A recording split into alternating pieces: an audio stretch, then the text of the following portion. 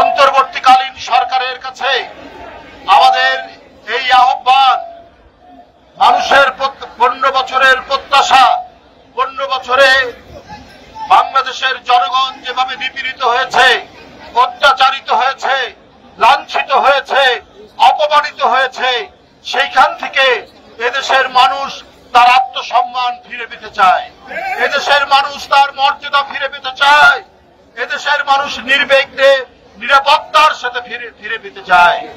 বাংলাদেশে আর কোন ধরনের মব জাস্টিস, আর কোন ধরনের বেআইনি কারো বাড়িতে আগুন দেওয়া, কারো বাড়ি ভেঙে ফেলা, কাউকে রাস্তাঘাটে অপমান করা, এই ধরনের ঘৃণ্য কাজের যাতে পুনরাবৃত্তি না হয় সেইটা এই সরকারকে লক্ষ্য রাখতে হবে।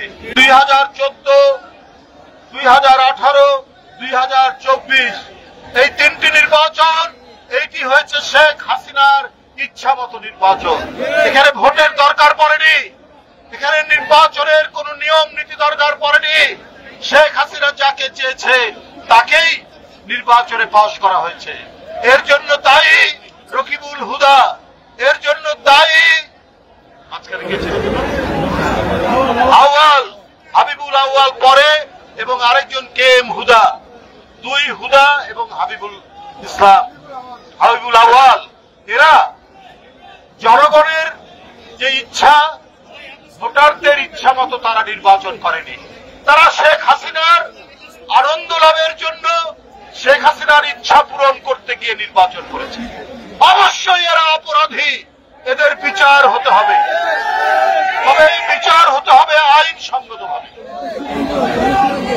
বিচারের যিনি আসামি সেও নিরাপত্তার সাথে আপনার বিচারালয়ে আদালতে হাজির হবে, কিন্তু বিচারের আদালতের প্রাঙ্গণে কাউকে দিন ছুঁড়ে মারা হবে, কাউকে জিতা নিক্ষেপ করা হবে, এবং বাড়িতে লোকজন গিয়ে তাকে টেনে হিচড়ে বের করবে, এইটা বিএনপি কখনোই পছন্দ করে না, এবং বিএনপি এই ধরনের ঘৃণ্য কাজের পরিপন্থী। অবশ্যই যারা এই কাজের সাথে জড়িত, তারা যারাই হোক, যারাই এই কাজ করেছে, তাদের অবশ্যই এই সরকারকে খুঁজে বের করে তাদের দৃষ্টান্তমূলক বিচার করতে হবে। পাশাপাশি যারা গণতন্ত্র ধ্বংস করেছে, যারা নির্বাচন ধ্বংস করেছে, যারা দিনের ভোট রাত্রে করেছে, যারা ডামি নির্বাচন করেছে, যারা বিরোধী দলের মনোনয়ন প্রত্যাশীকে সে মনোনয়ন জমা দিতে পারেনি, এর জন্য দায়ী এই 3 নির্বাচন কমিশন। তাদের আইনসঙ্গতভাবে বিচার হোক, তাদের বিরুদ্ধে মামলা হয়েছে সেই মামলা অনুযায়ী বিচার হোক, কিন্তু কারো হাতে আইন তুলে নেওয়ার কোন অধিকার নেই বন্ধুরা আমার। তাই বন্ধুরা আমার, এই ধরনের ঘটনার পুনরাবৃত্তি আমি অন্তর্বর্তীকালীন সরকারকে বলতে চাই, আদালত প্রাঙ্গণে পুলিশ দাঁড়িয়ে থাকে নীরব ভাবে, সেখানে কি করে একজন আসামির উপর আক্রমণ হতে পারে? আসামির নিরাপত্তা তো সরকারের, তাহলে পুলিশ কি দায়িত্ব পালন করছে না? পুলিশের মধ্যে কি দোসররা আছে যাতে ডক্টর ইউনূস সাহেবের সরকারের বদনাম হয়? এই কাজ করছে, আপনারা দ্রুত এই বিষয়ে ব্যবস্থা নিন। আবার মহামারীর প্রাদুর্ভাব দেখা দিয়েছে, ইতিমধ্যে মানুষের মৃত্যুর সংখ্যা বাড়ছে।